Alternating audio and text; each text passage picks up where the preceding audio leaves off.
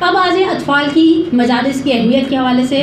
ویسے بیسیکلی 3 روایات تھیں، میں صرف 2 روایات آپ کو شیئر کروں اور آج آپ کی زحمت سماعت کو ختم کر دوں. ایک مرتبہ صلوات پڑھیں محمد والے.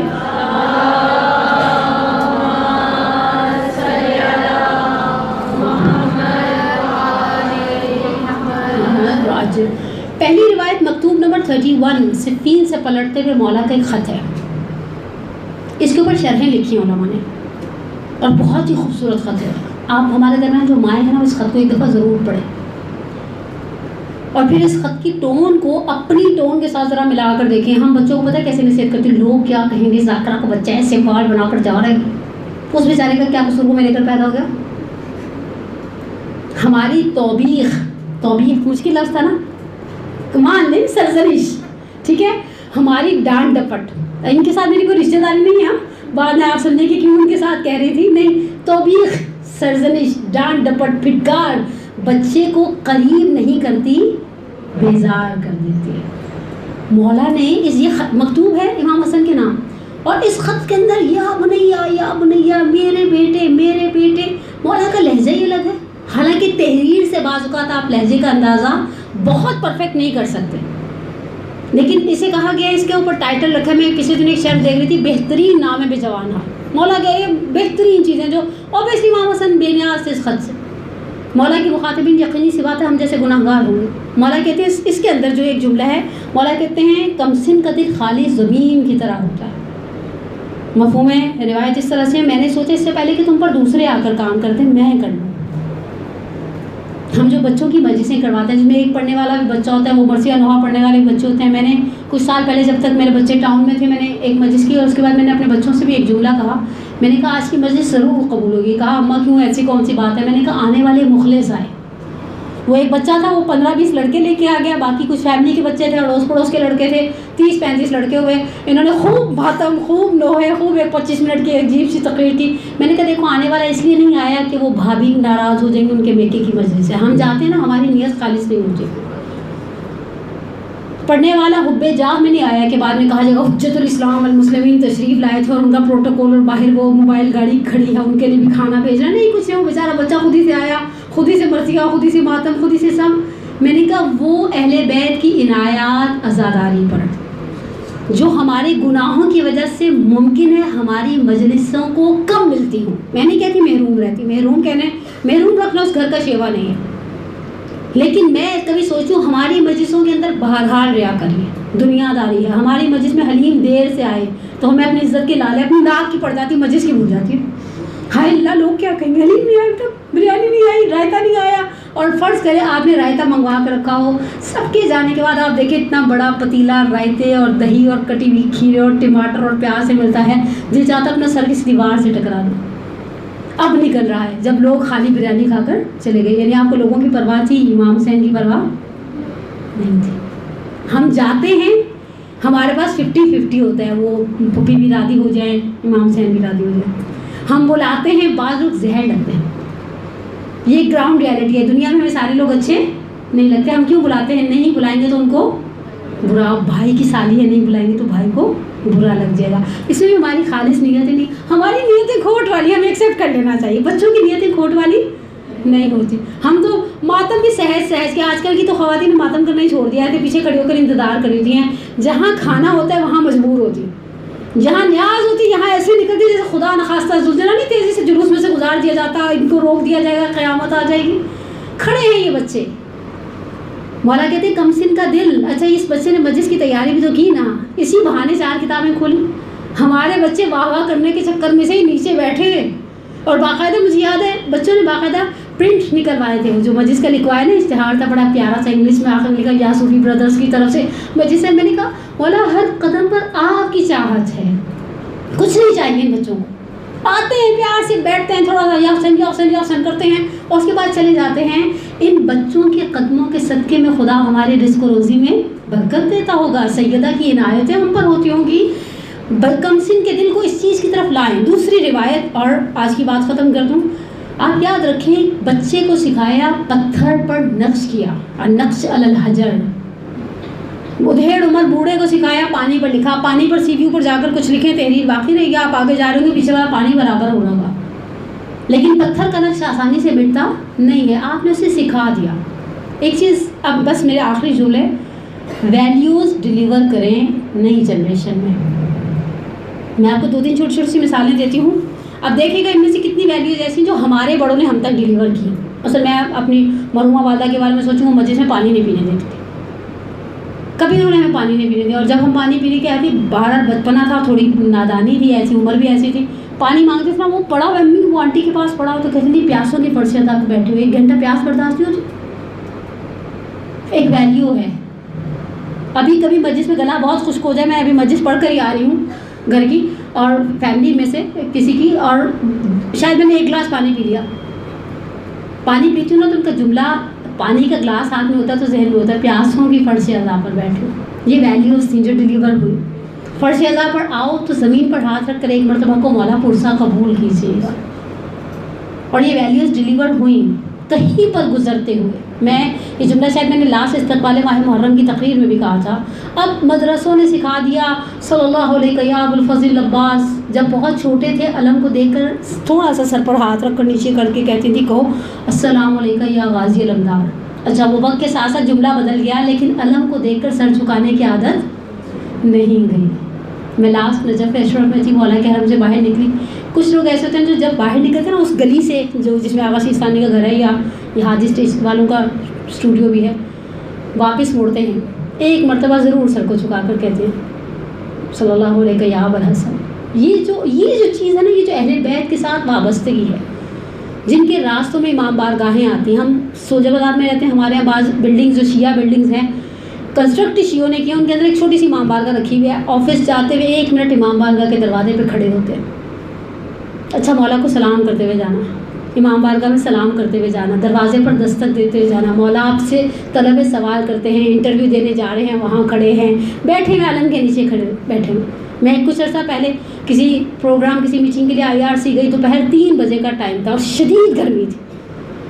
میں نے ایک مومن کو جاتے ہوئے میٹنگ میں دیکھا، جب میں جا رہی تھی تو وہاں نیچے علم کے نیچے بیٹھ کے کچھ لگے ہوئے تھے مولا سے باتیں کرنے، میں واپس آئی وہ وہیں بیٹھے ہوئے تھے۔ میں نے سوچا اس شدید گرمی میں یہ بغیر جوتوں کے بندہ خدا کھڑا ہے، اوبیسلی علم کے پاس کوئی بھی جوتا لے کر نہیں جاتا، کس چیز نے اسے روک کے رکھا؟ یہ بچپن کی دی ہوئی محبت ہے، اہل بیت ہے۔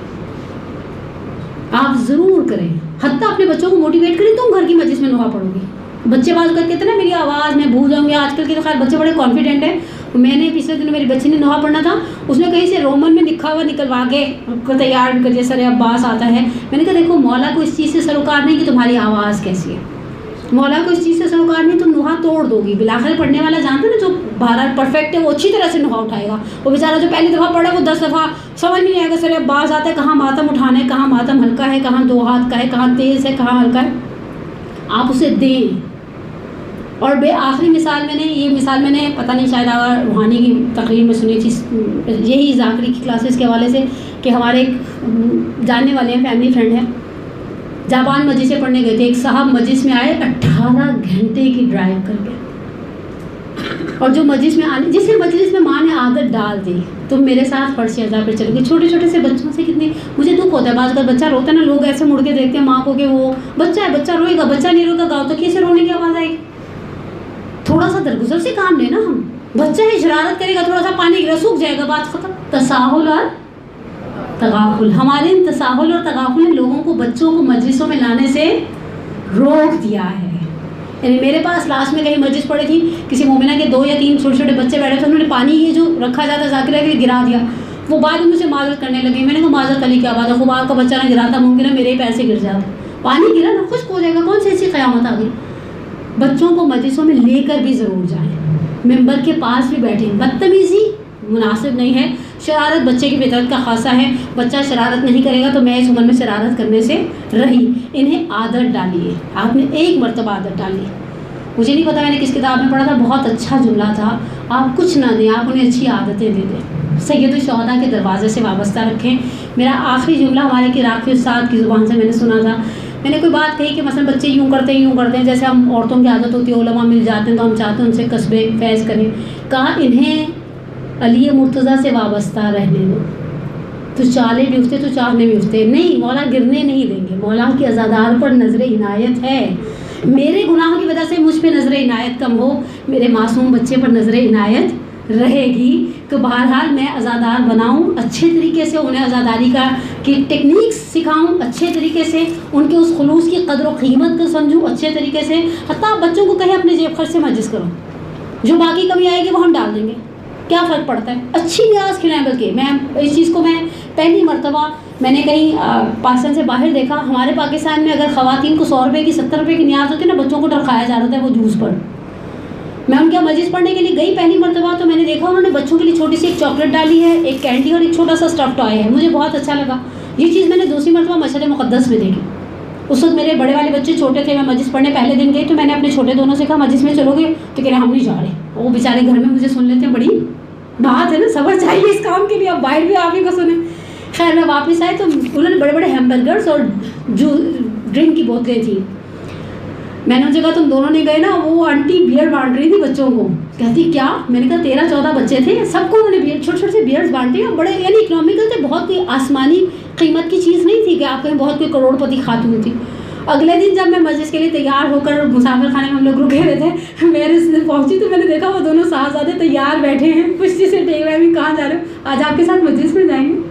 اور جیسے ہی انہوں نے نیاز لے لی، انہوں نے مجھے پیچھے سے چٹکیاں بھرنی شروع کر دی، گھر چلیں دیکھیں اس میں کیا ہے، دیکھیں اس میں. تم لالچ میں ہی صحیح، تمہارا پہلا قدم اس چیز کے لیے ہوگا، دوسرا قدم حسین کی محبت میں ہوگا. پروردگار انشاءاللہ بحق محمد وآل محمد ہمیں توفیق دے کہ ہم اپنی نسلوں کو عزاداری دے کر جائیں. ذاکرہ جب اپنا لیکچر تیار کر کے جاتی ہے سامعین ہو نہ ہو تو اچانک مجلس کو کیسے بدلا جائے. صرف ایک آسان ٹپ، تصاحب یاد کر لیا، تغافل یاد کر لیا. تیسرا توسل. اور توسل آپ کو یقین کریں میرے ساتھ ایک دفعہ، ایک میں نام نہیں لینا چاہتی، کسی شہر میں بہت بڑا مسائب ہو گیا، مجھے اندازہ تھا وہاں شہادت ثالثہ کا ایشو چل رہا ہے. مجلس کے بعد ایسے ہی سوال جواب کا سیشن تھا، پہلی پرچی آئی کہ نماز میں درود کے تشہد کے بعد اجل فرج ہم کہہ سکتے ہیں. میں نے کہا کہہ سکتے ہیں. پھر پرچی، پھر مجھے اندازہ ہوا یہ پرچیاں پلانڈ ہیں. اس کے بعد کہا جائے گا جب اجل فرج ہم کہا جا سکتا ہے تو اشہد ان علی ولی اللہ بھی کہا جا رہا ہے. میں نے پہلا جملہ صرف ایک بولا، جناب سیدہ آپ مددگار ہیں، میں ان کے بس کی نہیں ہوں. مددگار ہیں، شہزادی مدد نہیں کریں گی. میں بیوی کو ایک جملہ کہتی ہوں جب صبح ہوتی ہے نا، ایک جملہ کہتی ہوں. بیوی میرے گھر ماسی آتی ہے، کہتی باجی یہ چیزیں سمیٹو میں جھاڑو پوچھا کروں. جھاڑو پوچھا کرنا اس کا کام ہے، چیزیں سمیٹنا میرا کام ہے نا. اب گھر میں بچہ ہے میرا ایک چھوٹا 1.25 سال کا، 10 چیزیں گراتا ہے، یہ کام میرا ہے. میرا کام مجلس پڑھنا ہے. راستے میں جتنی رکاوٹیں ہیں انہیں برطرف کرنا آپ کا کام ہے.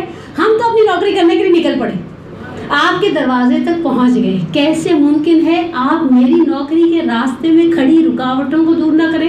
اور خدا گواہ ہے جتنے سال سے خدمت کر رہی ہوں میرے اپنے کام رک جائیں، لٹک جائیں، آج کی بجائے 20 دن تک چلے جائیں، جناب سیدہ کا کبھی کوئی کام رکتا نہیں ہے. توسل وہ دوسری ماسٹر کی ہے. اور ہم تو اتنے واقعاً خوش نصیب ہیں. ایک جملہ صرف کہوں آپ کی خدمت میں، بچیاں بیٹھی ہیں، تبرک کے عنوان سے یہ جملہ کہہ رہی ہوں اور توسل کے باب سے یہ جملہ کہہ رہی ہوں. ہمارے پاس توسل کرنے کے لیے ہر طبقے کی عورت کے پاس ایک مثال ہے، اور ان مثالوں کے اندر سب سے عجیب اور مصیبت ناک ترین مثال جناب ام رواب کی.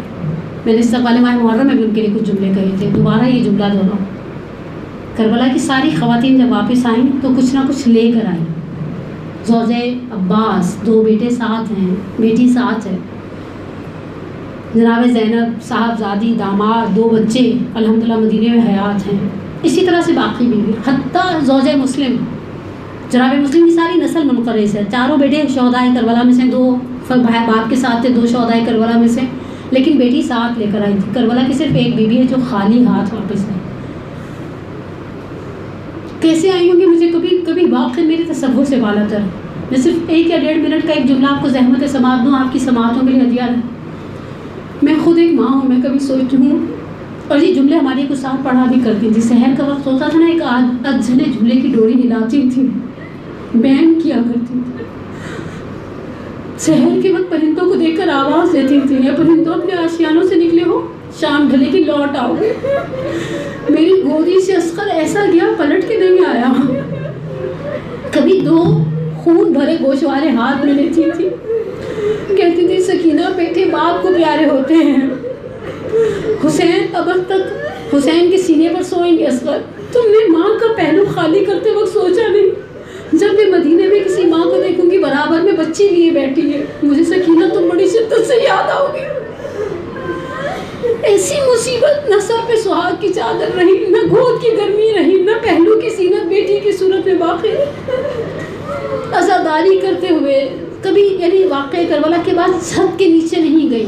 اب یہ جملے مقتل کے نہیں ممبر کے ہیں کہ مدینہ بہت شدت کی بارش تھی، امام سجاد سے بنو ہاشم کی عورتوں نے کہا ماں مر جائے گی، آگے بڑھ کر کہتے ہیں اماں اٹھیے، کہا مجھے یہ بتاؤ پہلے بیٹا بن کے کہہ رہے ہو یا امام وقت بن کے حکم دے رہے ہو؟ کہا حکم مولوی ہے، میں امام بن کے کہتا ہوں اٹھ جائیے۔